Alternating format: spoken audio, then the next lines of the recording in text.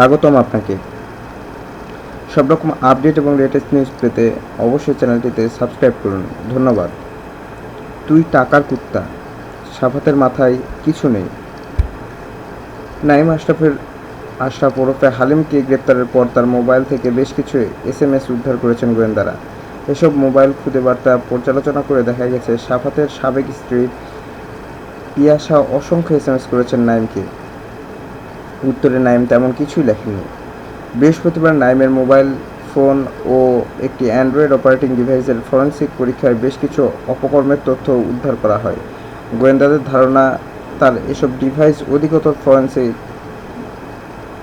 পরীক্ষার মাধ্যমে আরও ছবি, ভিডিও, SMS বার্তা উদ্ধার করা যাবে। জানা গেছে মার্চের পর থেকে নাইমের মোবাইলে একের পর এক SMS পাঠান সাফাতের সাবেক স্ত্রী পিয়াসা।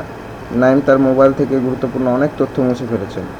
আইনশৃঙ্খলা বাহিনীর সংশ্লিষ্ট সংস্থার তদন্তের বিষয়টি গুরুত্ব সহকারে বিবেচনায় আনায় সব ধরনের তথ্য প্রকাশ করা হলো না। নাইমকে উদ্দেশ্য করে পিয়াসা SMS এর কিছু অংশ তুলে ধরা হলো। বেঈমানের শাস্তি দুনিয়ায় পেতে হয়। বিয়ে করে বউকে কেউ ফেলে দেয় না। তার কোনো চিন্তা আছে আমি কি খাবো, কীভাবে চলবো, কীভাবে থাকবো? সে কি ভালোবেসেছে আমায়? কত বড় বেঈমান! আমার সব কিছু দিয়েছি তাকে, আমার থেকে সব কিছু ছিনিয়ে নিয়েছে সে। এখন তোর মতো কথায় ওঠে বসে, তোর কথায় চাকরগিরি করে। এরকম স্বভাব হলে আগে বলতো মিশাইতাম না কারো সঙ্গে। আমার সব ফ্রেন্ড, ভাই ভাবি সব কিছু নষ্ট করছে। আজকে দেখ, তুই ওর রেপুটেশন নষ্ট করে ফেলছস। গেম আমাকে নিয়ে খেলিস না, খবরদার নাইম। তোর মিচকা শয়তানি বুদ্ধি আমি ভালো করে বুঝি। তোর বন্ধুকে তুই খুব ভালো আলোর পথে দেখাইছস। ওর ইজ্জত এই সমাজে আমি অনেক স্যাক্রিফাইস করে বানাইছি। এইটা নিয়ে খেলো না। সব খারাপ মেয়েদের সঙ্গে পিকাসোতে বইসা ফাত্রামি করো, মেয়েদের নাম্বার খুঁজে ওকে দেও। এই ধরনের ছেলেও না। আল্লাহ যদি থাকে, এটার জবাব আমি একদিন তোমাকে দেব। মিডিয়া আমার কন্ট্রোলে আছে। মনে করো না যে আজকে মিডিয়াতে নেই, আমার পাওয়ার নেই। আমার মিডিয়াতে দৌড় কত দূর এটা সাফাত এবং একজনও ভালো করে দেখে নাই। ওকে নিয়ে খেলা বন্ধ করো। সাফাতের মাথা ঠিক নাই। নষ্ট মেয়েদের চিনলে দুনিয়া চেনা হয় না। তোমার কাছে কোনো উত্তর নাই। আমি নেই দেখে তুমি এটার সুযোগ নিবা আমি জানতাম না। বাসায় গিয়া আরও উল্টা প্যাচ লাগায় আসছো। আমি বুঝছি। তুমি আমাদের মাঝে আরও প্যাচ লাগায় সাফাতের মাথা নষ্ট করতেছো।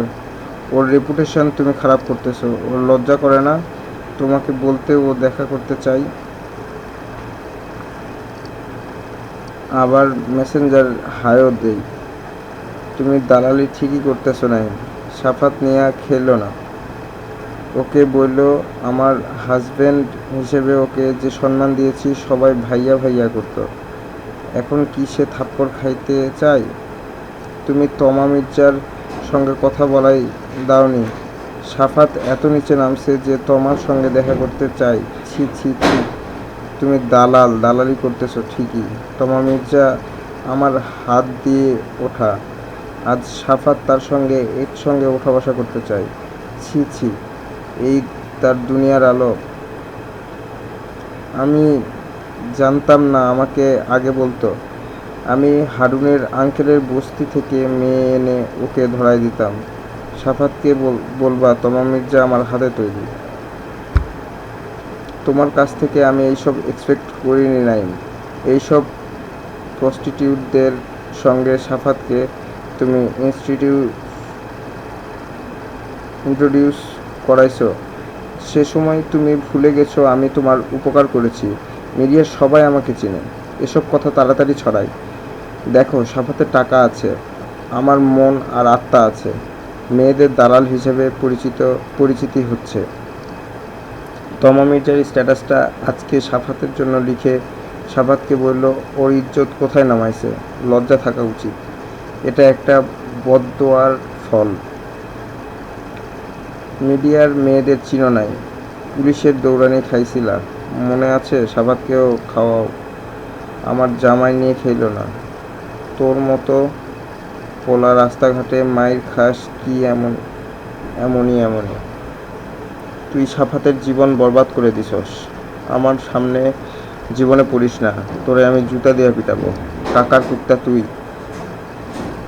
সাফাতের মাথায় তো কিছু নেই, তোর মতো বানাইছে ফ্রেন্ড। শালা শুকরের বাচ্চা।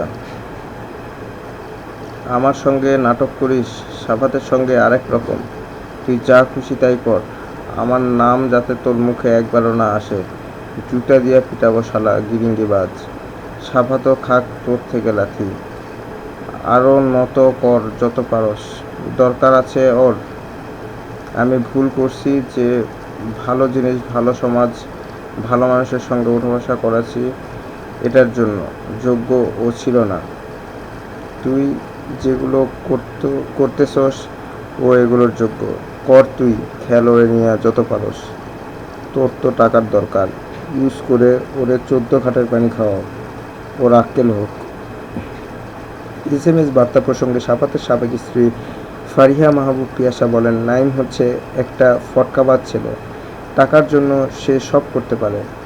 সাফাতের সঙ্গে সংসার ভাঙার যত খেলা সব সেই খেলেছে। নাইম কোনো উত্তর দেয়নি। এসএমএস বার্তাগুলোর বিষয়ে জানতে চাইলে বলেন, সে কি উত্তর দেবে, সে তো গিলটি, তার কাছে কোনো উত্তর নেই। সূত্র দৈনিক মানবকণ্ঠ। ধন্যবাদ ভিডিওটি দেখার জন্য। আরও আপডেট পেতে চ্যানেলটিকে সাবস্ক্রাইব করে সাথে থাকুন।